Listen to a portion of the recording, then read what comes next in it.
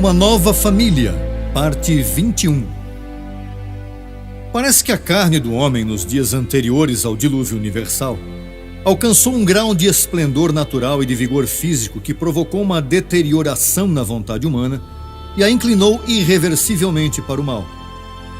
Deus teve que dizer: meu espírito não contenderá com o homem para sempre, porque certamente ele é carne, mas serão seus dias 120 anos. Gênesis 6:3. Hoje, depois de muitos séculos após Deus ter destruído a geração dos dias de Noé com um dilúvio, está se aproximando o grande dia, quando já não se dirá que o homem é carne, senão espírito. E ao invés de dizer que seus dias serão 120 anos, se dirá que seus anos não acabarão. Então, desde o próprio início do surgimento da humanidade, começou a se dar a necessidade inevitável de uma nova família de homens e mulheres aqui na Terra que fossem santos, impecáveis e perfeitos. Se até mesmo no mundo espírito houve corrupção, de tal maneira que o querubim protetor que Deus colocou no Éden, como também uma miríade de anjos do céu desceram ao nível terrenal e se degradaram, quanto mais no mundo carne. Logo, quão formosas eram as filhas dos homens nos dias de Jó antes do dilúvio, que alguns filhos de Deus em seu estado angelical não puderam resistir à inclinação de chegar-se a elas tomando-as por suas mulheres? Então, Deus teve que determinar dizendo: arrancarei de sobre a face da terra os homens que criei. Gênesis 6:7. A formosura das coisas e dos seres vivos sempre foi um fator de tentação, tanto para a carne quanto para o espírito. Ao querubim protetor, sua formosura o corrompeu. Ezequiel 28:17. Deus pôs sobre a Jerusalém terrenal sua própria formosura, e aquele povo e aquela cidade se prostituíram por causa dessa formosura. Ezequiel 16:14 e 15. Há que ter cuidado com a formosura. Sem dúvida, Deus declara hoje a Sião perfeição de formosura, desde a qual resplandecerá. Virá e não calará, consumirá fogo diante dele e haverá grande tormenta ao seu redor. Convocará os céus do alto para julgar a seu povo.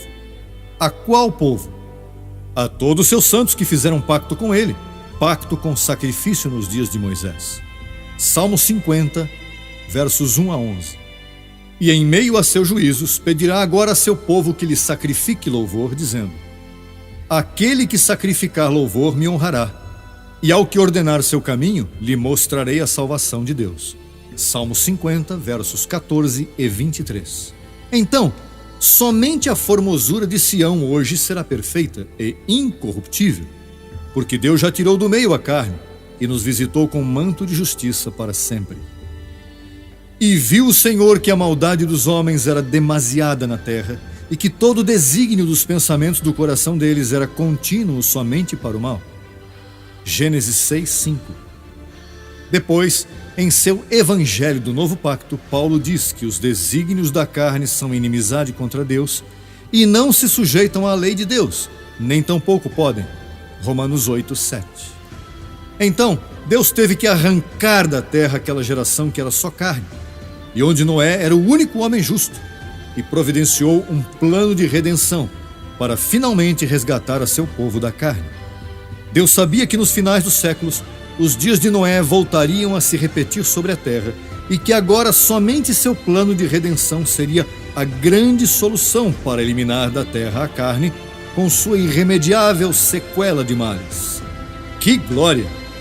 A redenção consistiria em renovar a seus escolhidos no espírito de suas mentes e assim poder transformar seu corpo de carne corruptível e maligna em novos corpos de glória celestial. Desta maneira, Deus teria agora como seu patrimônio uma nova família celestial, eterna, em novos céus e terra. Com esta nova família celestial se estabelece o bem sobre a terra, eliminando para sempre toda a fonte eterna do mal. Abba Pai.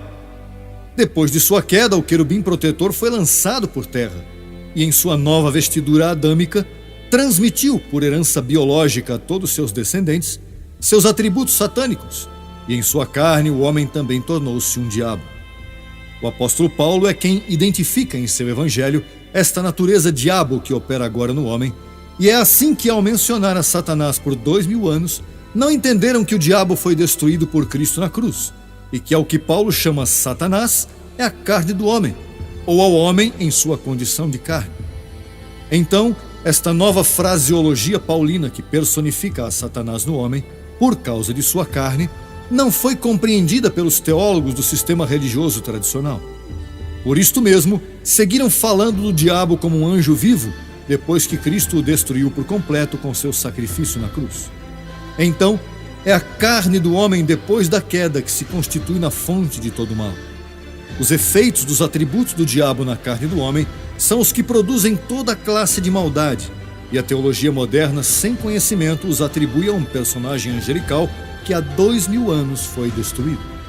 Pedro, o apóstolo da circuncisão, que só viu e ouviu a Jesus em seu ministério antes da cruz expulsando demônios, e como nunca entendeu o que Paulo escreveu, então ele segue imitando a Jesus depois da cruz, desconhecendo o que ali sucedeu ao diabo, em Hebreus 2,14, e escreve aos crentes judaicos de seu tempo: Sede sóbrios e vigiai, porque vosso adversário, o diabo, anda ao redor como um leão rugente, buscando a quem devorar. 1 de Pedro 5,8. Então, a teologia do sistema religioso, que não entendeu a revelação que Paulo trouxe do terceiro céu, manteve a humanidade sob o temor de um diabo devorador por 2000 anos. Depois, todos os pregadores modernos fizeram desta doutrina do diabo devorador seu grande método para arrastar a seus ouvintes aos montes e aos altares, e assim obter dos crentes ganhos desonestos, ensinando o que não é.